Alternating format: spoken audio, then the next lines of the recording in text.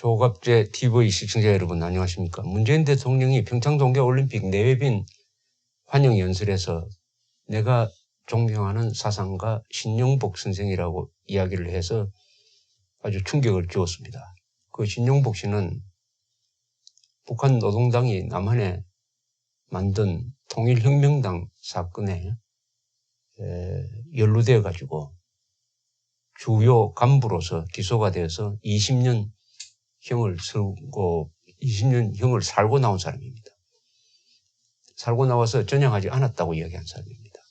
그러면 김일성 추종자 내지 김일성주의자라고 분류할 수가 있습니다. 북한 정권이 1960년대 후반에 남한에 구축한 통일혁명당의 창당 멤버 중 한 사람이 김진락이라는 사람입니다. 이 사람이 신용복 씨를 포섭한 걸로 나와 있습니다. 그런데 김진락이라는 사람은 신용복 씨를 포섭을 했지만은 전향을 했습니다. 전향을 해서 그러나 감형을 받지 못했어요. 사형 선고 받은 다음에 전향을 했는데 사형 집행을 기다리면서 옥중에서 수기를 썼습니다. 얼마나 절박한 심정이겠습니까? 사형 집행을 기다리면서 수기를 썼는데 이게 책으로 나왔습니다. 주암산이란 책입니다. 주암산이란 책입니다. 이분은 1934년 영천에서 출생하였습니다. 그리고 1965년 11월 초에 김종태, 이문교와 함께 통일혁명당의 창당 발기인이 되었습니다. 67년 5월에 북한에 월북해가지고 노동당에 가입했습니다. 23일간 교육을 받고 돌아왔습니다. 1968년 중앙정보부에 근거되었고 7.4 남북공동성명이 나온 11일이 지나서 1972년 7월 15일에 사형이 집행되었습니다. 그러니까 수기를 남기고 사형되었습니다. 이걸 보면은 이미 공산주의를 버린 사람을 굳이 사형 집행할 필요가 있었느냐 하는 생각이 듭니다. 그런 시절이 있었습니다. 우리가 이 주암산이라는 책을 제가 한번 읽었습니다. 신용복 씨를 우리나라 대통령이 존경한다는데 그 신용복 씨의 스승에 해당하는 김진락은 공산주의를 버린 사람입니다. 이 수기는 읽어보면 참 슬픕니다. 자신을 인생 나호병이라고 표현하고 이 마지막 글을 비문이라고 했습니다. 묘지 앞에 세우는 비문이라고 표현하기도 했습니다. 머리글에 이런 내용이 나옵니다. 영영 되찾을 수 없는 그 모든 것들을 영원히 매장해버리려는 나의 이 작업에 대해 산 자들은 나를 고발할 것이고 죽은 자들은 나를 증언할 것이다. 물론 사형을 기다리면서 옥중에서 쓴 글이니까 이 사람의 자유의지가 어느 정도 반영되고 있는지는 검증할 방법이 없습니다. 그런 글을 쓰도록 허용한 당국의 뜻도 이 책에 깔려 있을 가능성이 있습니다. 그러나 이 글을 읽고 나면은 진정성은 느껴집니다. 답답해지기도 합니다.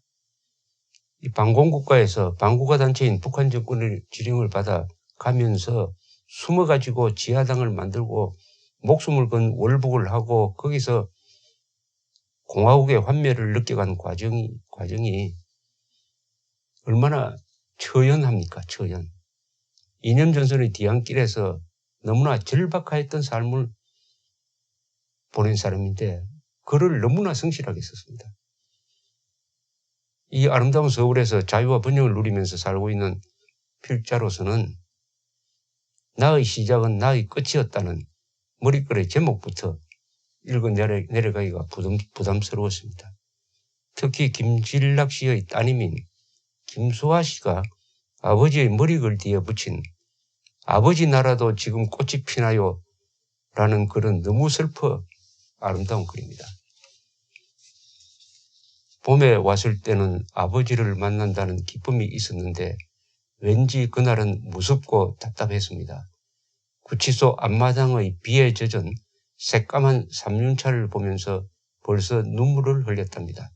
그 삼륜차 안에는 관이 있었습니다. 멍석이 씌워져 빗발을 가리고 있던 아버지의 관. 하얀 바지 저고리 차림의 아버지가 아니라 숨이 끊어진 시신으로의 아버지가 그곳에 있었습니다. 그러니까 교수형을 당하고 난 다음에 시신을 인수받는 과정을 쓴 겁니다.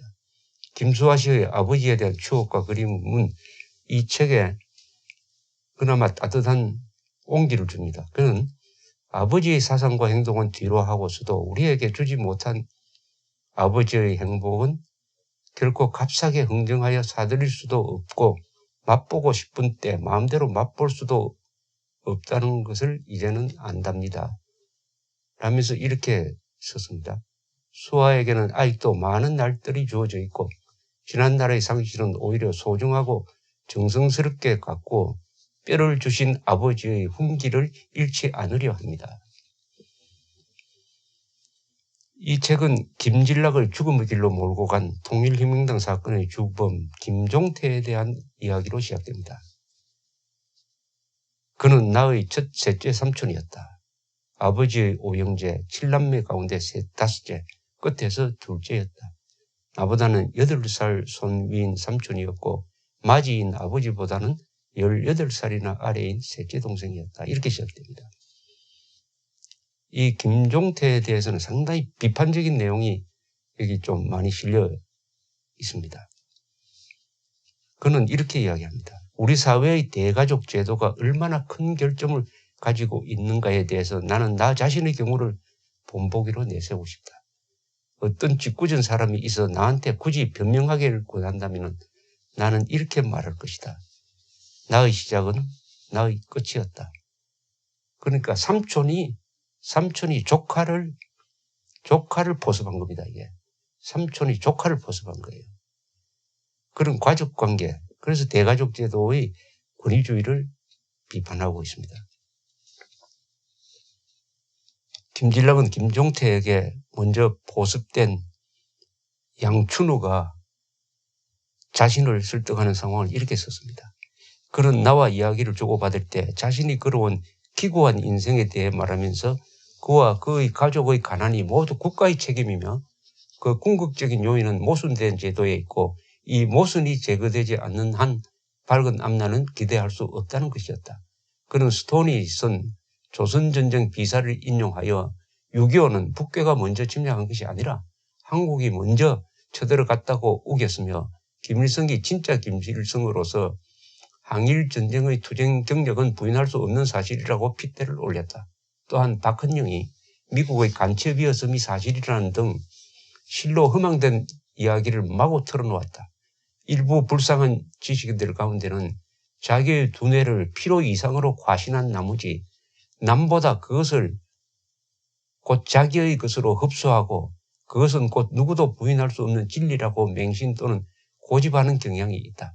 일반적으로 북괴 간첩들이 내세우는 선전 내용은 6.25 침공의 부인, 박헌영의 간첩설, 김일성 항일 빨치산 투쟁사의 정당화, 계급의식의 고취, 반정부 투쟁에 대한 고무 찬양, 반미사상의 고취 등이다. 이거 쭉 읽어가니까 이게 바로 딱 주사파를 만든 선전입니다. 이때 넘어간 사람들이 6.25는 남침이 아니다. 박헌영은 간첩이다. 김일성 항일 빨치산 굉장하다. 그리고 계급의식, 그리고 반미, 여기에 속아 넘어갔는데 이것이 50년이 지난 지금 대한민국에서 결국 주사파라는 괴물을 만들어냈다 하는 것을 알 수가 있습니다. 김진락은 평양에 가서 자기가 직접 보고 들은 이야기를 이렇게 전하고 있습니다. 내가 평양에 갔을 때만 해도 노동당 간부들은 인혁장이 어떻게 해서 노출되었는가에 대해서 궁금하게 생각하고 있었고 그들이 역대 민비 회장들에 대한 비상한 관심을 갖고 있었음을 확인하고 3.24에서 6.3에 이르는 국내 혼란이 북괴와 결코 무관하지 않았다는 확정을 나는 얻고 있었다. 통일당에 관련하고 평양을 다녀온 후에야 나는 6.3 사태의 진상을 정확하게 파악할 수가 있었고 그 시점에서 한일회담은 불가피했었다는 것이 비로소 납득이 간다. 여기서 6.3 사태는 1964년 6월 30일에 있었던 대규모 학생 시위, 반일 시위를 말합니다. 그걸 진압하기 위해서 박정희 대통령이 서울 일원에 비상계엄령을 선포를 했는데 김진락 씨는 북한에 가서 6.3 사태의 배후에 북한 정권의 공작이 있었을 것 같다는 감을 가지고 돌아갔다. 이런 이야기를 하고 있습니다.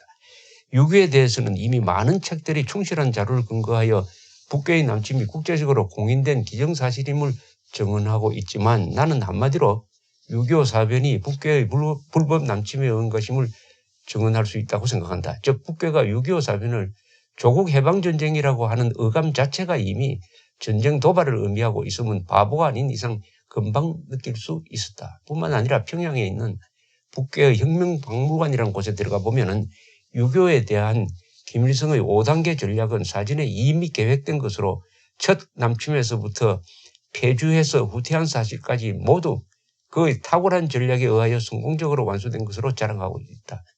그들 자신이 침략자였음을 노골적으로 시인한 것 이외의 그 무엇도 아닌 것이다. 김진락의 수기를 읽으면 온통 이념과 관념 이야기인데 그러나 결국은 그 귀착점이 먹고 사는 문제라는 고백을 합니다. 이렇게 했습니다. 마르크스 레닌주의는 공산당의 공식적인 회합이나 선전선동의 슬로건으로 많이 사용되지만 어떠한 공산주의자도 숟가락을 가지고 밥을 떠먹지 마르크스 레닌주의를 가지고 밥을 떠먹는 것은 아니다. 그들은 마르크스나 엥겔스 그리고 레닌이나 모택동을 자나깨나 주어 숨기지만 그들이 실제로 일상생활에서 사용하는 사고나 운동은 인간의 본래적인 습성과 인간 생활의 인습에서 결코 한치도 더 나아갈 수가 없는 것이다. 여기 이북에서 난파된 무장간첩이 있다고 하자. 그가 생각하는 것은 조국 통일이나 김일성의 문제가 아니다.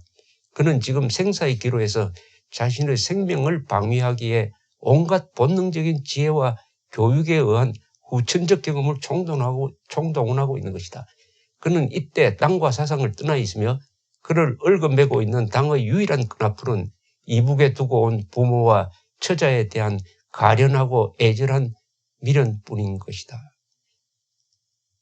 본질적인 비판입니다. 즉 공산주의 하지만 결국 먹고 사는 문제다. 먹고 사는 문제로 귀착이 된다. 그리고 결정적인 순간에서 당을 배신할 거냐 자폭할 거냐를 생각을 할 때 그 머리에 떠오르는 것은 북한에 남겨둔 부모와 처자에 대한 미련이다.